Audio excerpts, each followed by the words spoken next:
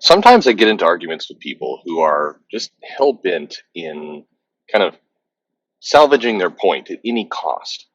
And sometimes facts just are facts.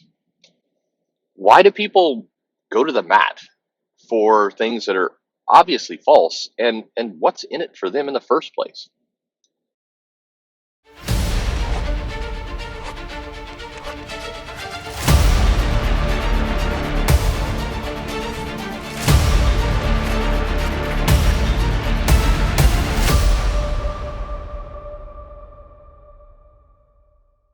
Hey everybody, this is Perch. That sounds like a weird opening, I suspect, for a comic book channel. But why I get to this is that a lot of the community around comics. By the way, this is not a new thing. This is not me beating up on Twitter or social media and the way people argue there.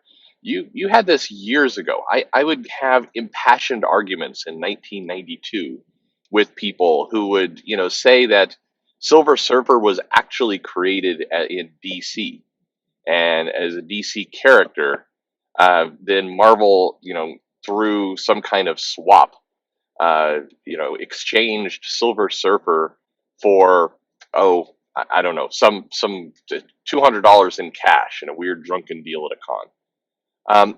That's not exactly how the argument was, but I remember this was a legit argument. This is somebody saying the Silver Surfer in the 70s was created by DC and was somehow traded to Marvel as part of a bad deal. And that's one reason why the Silver Surfer doesn't show up very much is because Marvel's afraid of a lawsuit. And it's the argument was demonstrably false. I mean, you could prove it was wrong in 1,000 different ways. You could say, hey, look, here's the actual first appearance in Fantastic Four. Hey, look, that's not the late 70s. Hey, look, here's where it says, back then you would see things like Silver Surfer created by, and there's just lots of proof, right? There's lots of actual proof that that wasn't true. Yet the guy arguing was undeterred.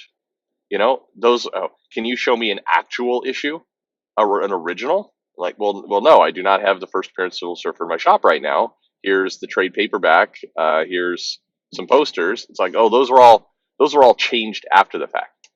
Can you prove to me that's not the same character? I mean, just the most ridiculous, weird arguments. I mean, you'd open up the comic book price, the Overstreet guide, and it's like, look, here's the actual issue. Here's the date. Here's Fantastic Four. Here's where Silver Surfer is.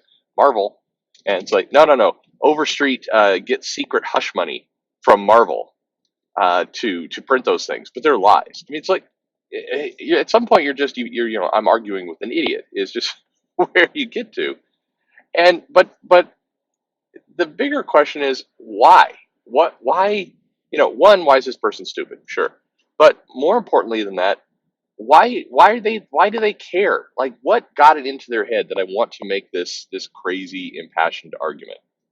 I've got a friend right now, a very good friend, and he's down with his family at Disneyland in California, and he's sending me pictures, and he's ticked off because he's like, the Star Wars ride's sold out for the day after 15 minutes, and that's how the new trackless ride Galaxy's Edge is going. You basically have to wake up the crack of dawn and race to get your pass, and if you don't get it fast enough, then you don't go on the ride because it's done for the day. And he's like, this park is packed, and he's sending me photos of like a completely slammed park. It's right now. I don't know when this video is going to air because I record these things and they air much later. But right now it's early February. Now, early February is not traditional holiday time by any stretch of imagination. You can look at any kind of historical park capacity chart, and they will typically show you that in California, a little bit different than Florida, that early January, mid January and early February is usually pretty good. And then some winter break things start heating up for schools, and I think Brazil has some vacationers that come around that time. But this isn't a clog park, but this park is slammed.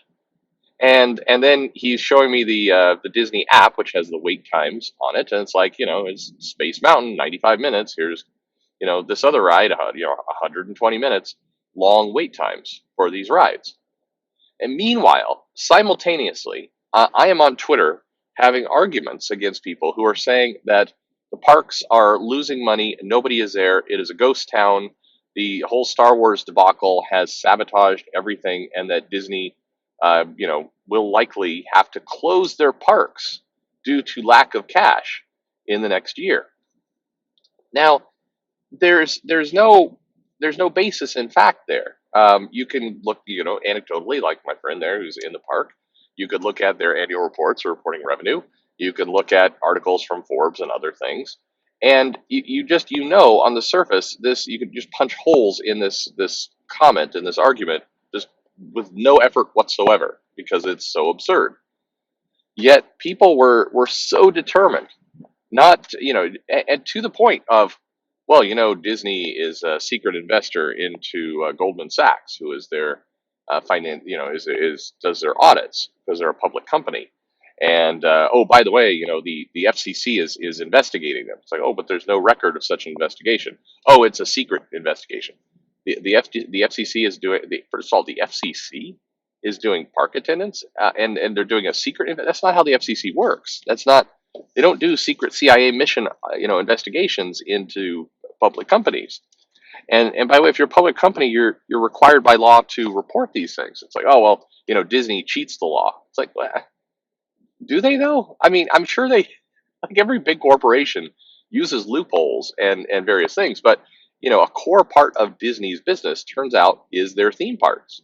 And so if they were falsifying the numbers from massive, profit loss and could close all the parks in like 1 to 2 years time because they don't have enough money, if you're falsifying that into 20% increase in the first quarter, that's a big thing to lie about. Like, that's go to jail.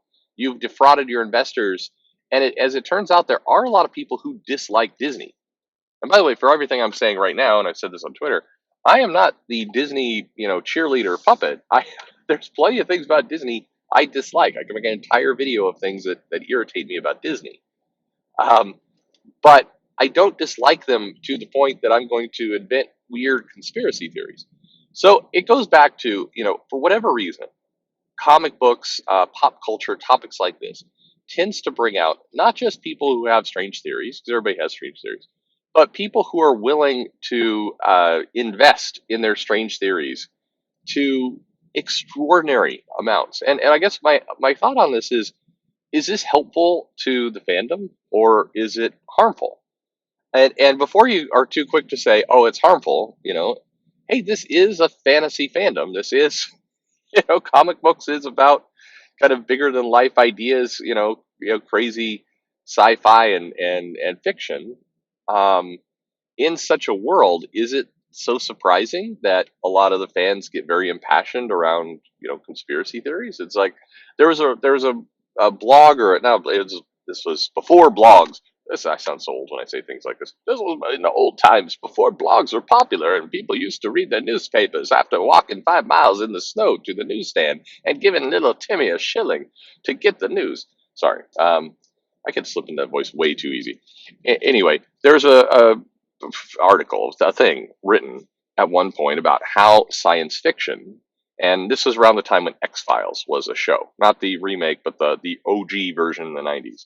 That X Files was helped by an impassioned fandom who would, basically, invest themselves in their ideas, these bigger ideas, into these shows, and it was a benefit that people were. I forget. I think the word was like not completely tethered to reality. That it helped the group along. It was an interesting point. I hadn't thought about it that way. And maybe there's some truth to that with comics. Maybe comics in general benefits from people who can, in the nicest way, I guess, think outside the box.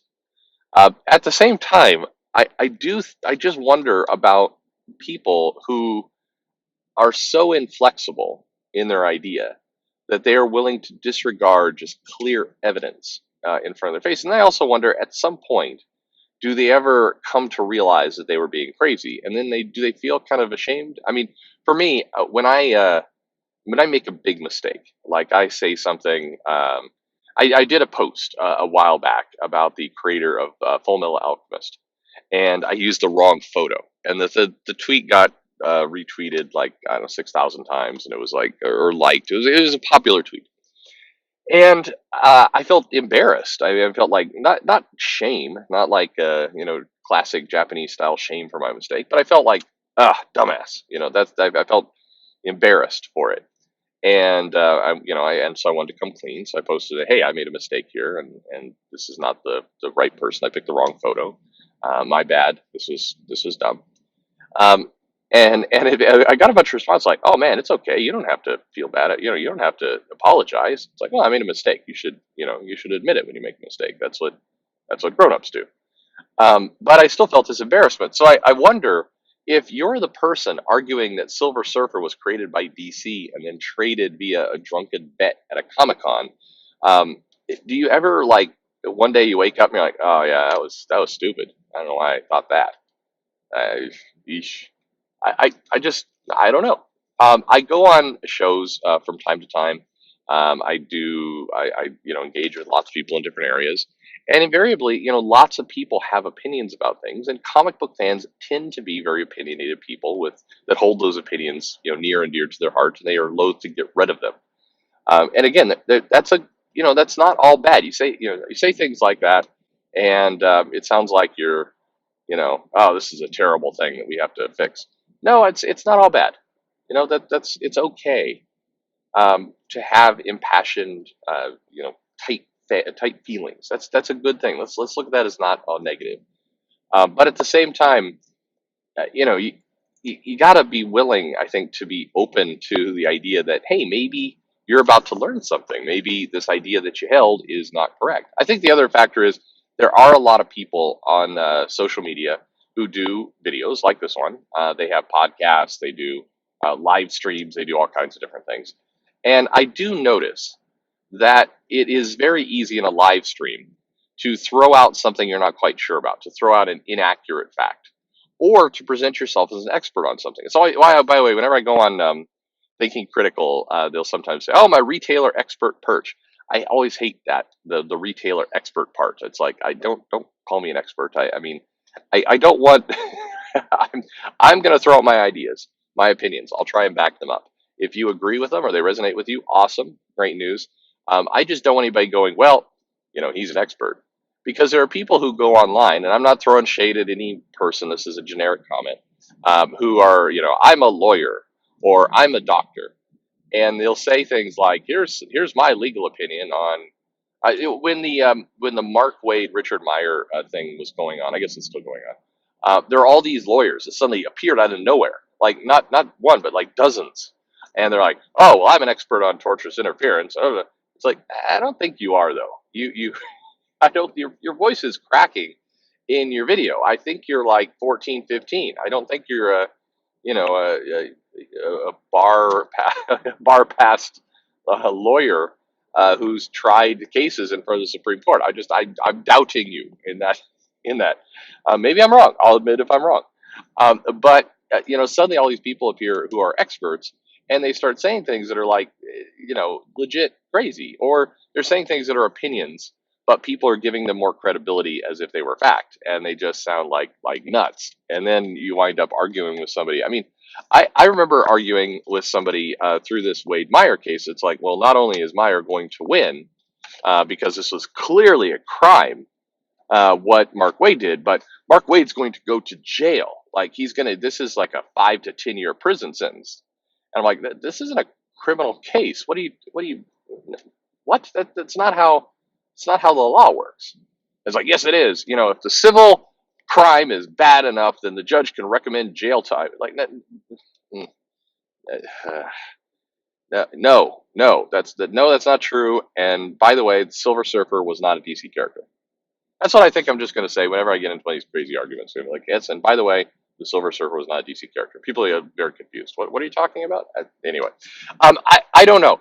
So my questions for you, leave me a comment below. Is this one? Do you notice this? Are there these people that kind of bubble out and exist around the world? How do you handle them? How do you engage? And then two, are these people actually helpful to the fandom? Kind of the sci-fi fan theory. Is this kind of imagination and bold willingness to commit to things and theories. Is there a plus side? Because we often look at the people spreading fake news as the terrible side, but maybe there's a positive here as well we can think about. What say you? Leave me a comment below, like, subscribe, follow me on Twitter at Comic Perch, and thanks for listening. Silver Surfer came from DC.